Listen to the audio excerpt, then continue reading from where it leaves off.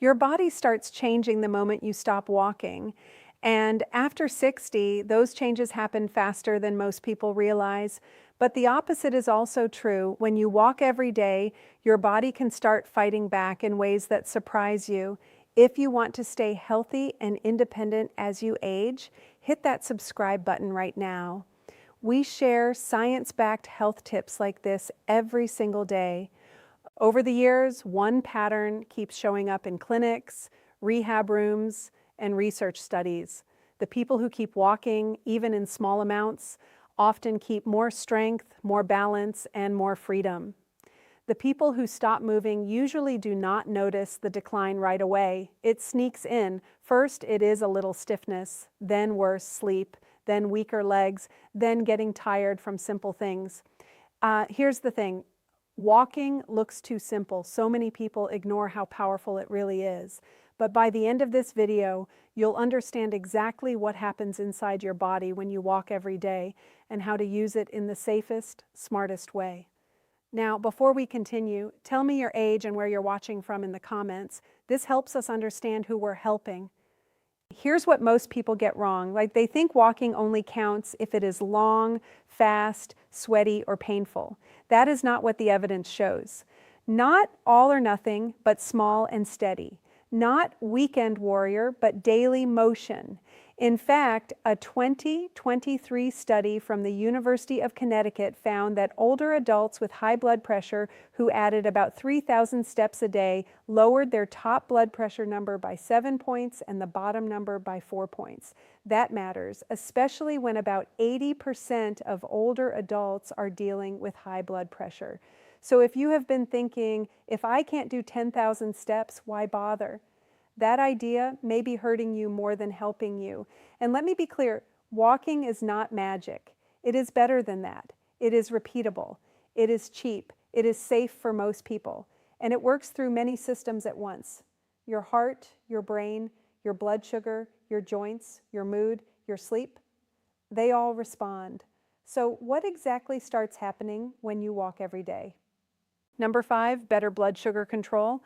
Most people think blood sugar problems only matter if you already have diabetes, but actually your blood sugar can rise and crash for years before anyone calls it diabetes, and those swings can leave you tired, hungry, foggy, and irritable. Ever feel sleepy right after a big meal? Ever crave something sweet again an hour later? That is often your blood sugar talking. When you walk after a meal, your muscles act like sponges. They pull sugar out of your blood and use it for fuel. You do not need a hard workout. You just need movement at the right time. A recent research review highlighted by UCLA Health found that even a 5-minute walk after eating had a measurable effect on moderating blood sugar, especially during the 60 to 90-minute window after a meal. In simple terms, walking helps flatten the spike. Not a roller coaster, but a smoother ride. So how do you use this? Keep it very simple. Finish your meal, wait about 5 to 15 minutes, then walk for 5 to 10 minutes at an easy to moderate pace. You should be able to talk, but not sing. If the weather is bad, walk inside your home, down a hallway, around the kitchen, or even march in place near a counter. Lunch and dinner are great times to do this because those meals are often larger. If 10 minutes feels like too much, do 3 minutes, then 3 more later, it still counts. And support that walk with smarter food. Try 1 cup of beans for about 15 grams of fiber. Add 1 small apple for about 4 grams more. A half cup of oats adds roughly 4 grams. Fiber slows how fast sugar hits your blood. So now you have 2 helpers working together. The food slows the rise and the walk clears the road. But wait until you see number 4, because this next one changes the way most people think about knee pain. Number 4, looser joints and less stiffness. Most people think walking wears the knees out, but actually, in many cases, too little movement is what makes joints feel older than they are. Your joints are like door hinges. If a hinge sits still for too long, it gets rusty and stubborn. If it moves gently and often, it usually works better. Walking helps move joint fluid, which is the slippery liquid that helps your joints glide. It also wakes up the muscles around your hips, knees, and ankles. Those muscles act like support beams. When they get weak, the joint takes more stress. When they get stronger, The joint shares the load. That is why sitting all day can make the first few steps feel awful, even if the joint itself is not badly damaged. A 2022 study from Baylor College of Medicine found that adults age 50 and older with knee osteoarthritis who walked for exercise were less likely to develop new frequent knee pain. That surprises people. They expect rest to protect the joint, but very often the right amount of motion protects it better. So what should you do if your knees already complain? Start with a 3-minute warm-up. Walk slowly at first. Use supportive shoes with a firm sole. Pick flat ground, not hills. Begin with 8 to 10 minutes. If your pain stays at a mild level during the walk and settles within a few hours, that is usually a good sign. If your pain jumps sharply or lasts worse into the next day, you likely did too much. Do not quit. Just lower the dose. That is the key. Not stop, but adjust. You can also make walking easier by feeding the muscles that protect your joints. Aim for 20 to 30 grams of protein in a meal after your walk. For example, 6 ounces of Greek yogurt gives around 17 grams. Add 2 eggs and you are near 29 grams, or have 3 ounces of salmon for about 22 grams. Add half a cup of cottage cheese and you are over 30. Stronger muscles mean less strain on painful joints. Quick question.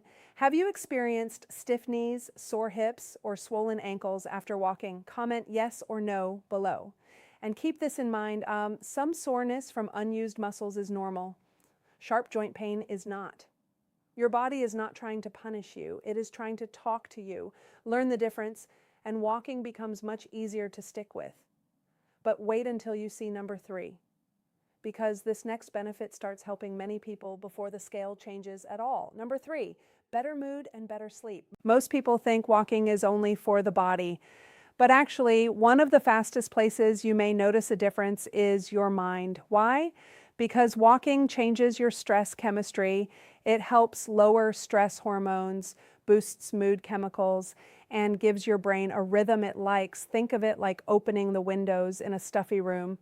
The room is still the same room, but the air changes. A 2024 report shared by UCLA Health, based on research from universities in Spain, Chile, and Uruguay, found that as few as 1,000 steps a day were linked to a 10% decrease in depression risk. And people getting more than 7,500 steps a day were 42% less likely to experience depressive symptoms. That is a big deal, not because walking replaces every treatment, but because it gives you a tool you can use today. And sleep, walking helps there too. A study on daily activity and sleep found that on days people were more active than usual, they slept better and slept longer. Have you noticed that on days you move more, your body feels ready for bed? That is not in your head. Your body clock responds to movement, especially when you walk earlier in the day and get some daylight. So how do you use this for mood and sleep? If your goal is mood, try a 10 to 20-minute walk in the morning. Let sunlight hit your eyes indirectly. No staring at the sun, of course, just natural daylight. If your goal is stress relief, try a second short walk in the late afternoon. If your goal is sleep, a gentle 5 to 15-minute walk after dinner can help, but do not turn it into a hard workout right before bed. Food can help here too. Try 1 ounce of pumpkin seeds, which gives about 150 milligrams of magnesium. That mineral supports nerves and muscles. A cup of plain yogurt or a glass of milk can be a simple evening snack if you tolerate dairy well. And do not go to bed stuffed. Not heavy meals, but lighter ones. Before we go further, if this is making sense so far, hit that like button. It tells me you want more videos like this. Now here is where walking becomes truly underrated. Number 2, a stronger brain and better memory. Most people think protecting the brain means crossword puzzles and memory games. Those can be fine. But actually, one of the most powerful brain habits is moving your body. Your brain is not floating alone. It depends on blood flow, oxygen, and healthy blood vessels. If blood flow drops, the brain pays the price. Walking helps like a traffic officer opening blocked lanes. More blood gets through, more oxygen gets delivered, brain networks communicate better, and over time that can matter in a very real way. A 2022 study from the University of Maryland found that older adults who walked 4 days a week for 12 weeks showed stronger connections in important brain networks and improved story recall. That means the brain was not just active, it was working together better. Then there is this eye-opening finding. A 2022 study highlighted by the University of Sydney found that around 3,800 steps a day was linked to a 25% lower risk of dementia, and around 9,800 steps a day was linked to about a 50% lower risk. Read that again in your mind. Not fancy equipment, not some extreme program. Steps. So what should you do if brain health is your main goal? First, stop chasing perfect numbers. Start by learning your average. If you walk 2,000 steps now, do not aim for 10,000 tomorrow. Add 500 to 1,000 steps and hold that for a week. Then build again. Second, add one purposeful pace walk each day. That means 10 to 15 minutes where you walk a little faster than normal, not gasping, but focused. Third, if you feel steady on your feet, make the walk mentally active. Name grocery items, count backward, recall a grandchild's birthday. That turns the walk into a brain and body drill. And yes, feed the brain too. Try 1 cup of blueberries a few times a week. Add 1 ounce of walnuts for healthy fats. Eat 1 cup of leafy greens like spinach or kale. The walk delivers. The food supplies. I'd love to hear your story. What made you click on this video today? Share in the comments, but wait until you see number 1, because this is the one that ties everything together. Number 1, a stronger heart and a longer life. Most people think they need a gym membership, a treadmill, or 10,000 perfect steps a day to help the heart, but actually the heart responds to consistency more than perfection. Your heart is a pump. Your blood vessels are like garden hoses. If you never use the system well, pressure builds, stiffness grows, and flow gets worse. Walking is one of the simplest ways to keep that whole system working. A 2019 study reported by Harvard found that older women who averaged about 4,400 steps a day had a 41% lower risk of death than those averaging about 2,700 steps a day. And the benefit kept rising until around 7,500 steps a day, where it started to level off. That should take a huge weight off your shoulders. You do not need to be perfect. You need to be moving. This is why walking helps so many things at once. It improves circulation, it helps blood pressure, it helps blood sugar, it helps body weight, it helps leg strength, it lowers the odds that small problems quietly become big ones. And it does something else that matters just as much. It keeps you connected to your life. The mailbox, the grocery store, the porch, the park, the ability to go where you want without feeling trapped. Isn't that what most people really want as they age? Not just more years, but more usable years. Here is the practical part. If you want heart benefits, try to reach 20 to 30 minutes of walking most days. You can split that into 10 minutes after breakfast, 10 after lunch, and 10 after dinner. If you like step goals, aim to add about 3,000 steps above your current normal. If you feel good, build towards 6,000 to 8,000 daily steps. Some people will do more. Some should stay lower. The right goal is the one you can repeat. Support your heart with simple foods. A half cup of oats gives about 4 grams of fiber. 1 cup of cooked lentils gives about 15 to 16 grams.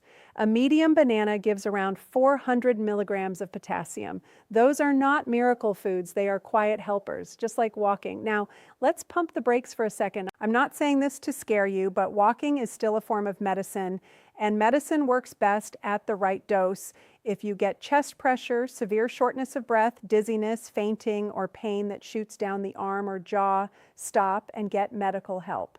If one calf suddenly swells, turns red, or becomes very painful, do not try to walk it off. If you have severe nerve damage in your feet, open foot sores, a recent surgery, or balance problems that make falls likely, talk to your doctor before starting a new routine. If you take blood pressure pills, water pills, insulin, or medicines that can make you dizzy or lower blood sugar, you may need to walk with more caution, especially in heat. And if your pain keeps getting worse every time you walk, that is also a sign to get checked. The answer may not be stop walking forever.